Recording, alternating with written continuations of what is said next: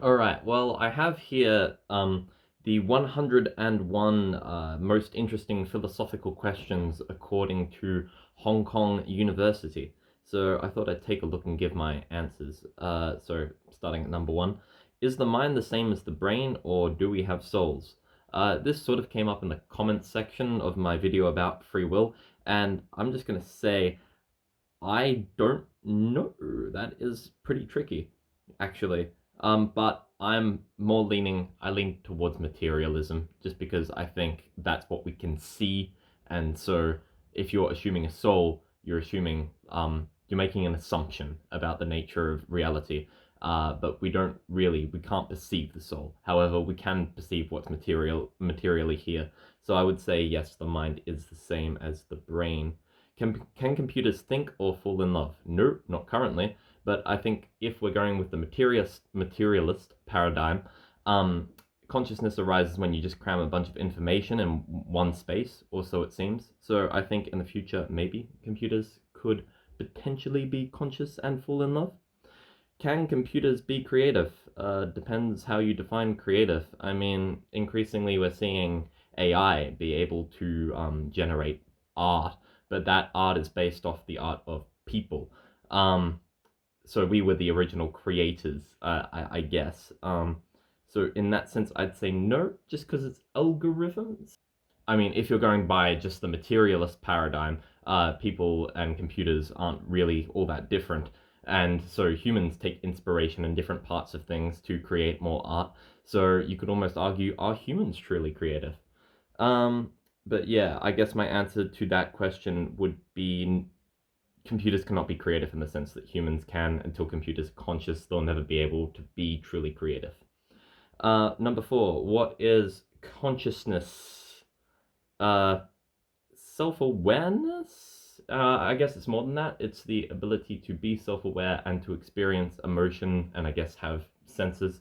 That's my loose definition, but it's a bit tricky because the definition becomes circular because you're using consciousness to explain consciousness.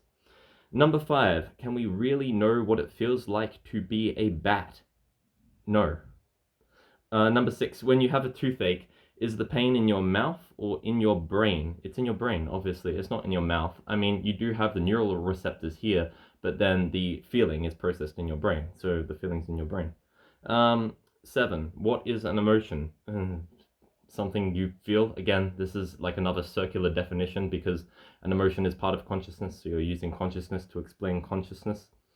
Eight, is love just a feeling? Yeah.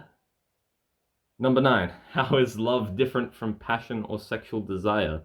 Well, I mean, I guess with someone you love, you want to build a life with them, probably. Get married, have kids, do all that sort of thing. Or if it's just sexual desire, you're not going to want that long term relationship with them. Number 10, are emotions irrational? No, no, no, no. They helped us survive. I mean, they might seem irrational nowadays because we live in a very different environment to our ancestors, but for our ancestors, emotions were very important for very quick decision making because you can't sit down and think, is this lion going to eat me? You want to be scared of the lion, so you react instantly. So they might not be entirely logical, but they are based in a logic which helped us get to this point here and not be dead. Number 11. Which would you rather be, an unhappy human being or a happy dog? Happy dogs seem to have a good life, man.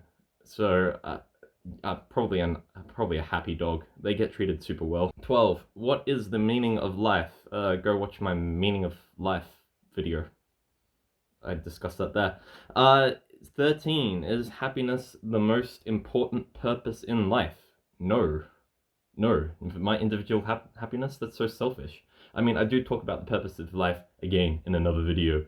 But essentially, it's about creating your own meaning and hopefully not hurting other people and, doing a bit of good in the world. Number 14. Is it always better to have more choices? This is something that we've already looked into. I'm pretty sure science has proven that people, when they have more options, they can't decide and they're actually more unhappy. So yeah, there is actually an answer to that question, and that is it's not always better to have more choices. 15, does free will exist? Other video. Go watch it. But my short answer is probably not. I don't think free will does exist. Although, I mean, I had a comment saying that we don't fully know if the mind is separate from the body, and therefore we can't really yet logically talk about free will. And I somewhat agree with that. So I don't know. My perspective on that is changing all the time. 16. If there is no free will, should we punish people at all? Yeah, absolutely. I mean, you have to deter people from committing crimes. How else are you going to do that other than punishing people? 17. If God knows what we will do tomorrow, do you still have free will? Well, that's assuming that God exists. Number 18. Does God exist?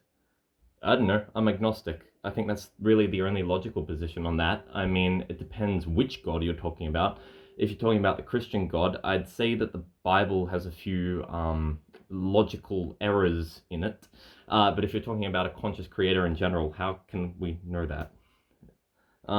Anyway, so yeah, agnosticism.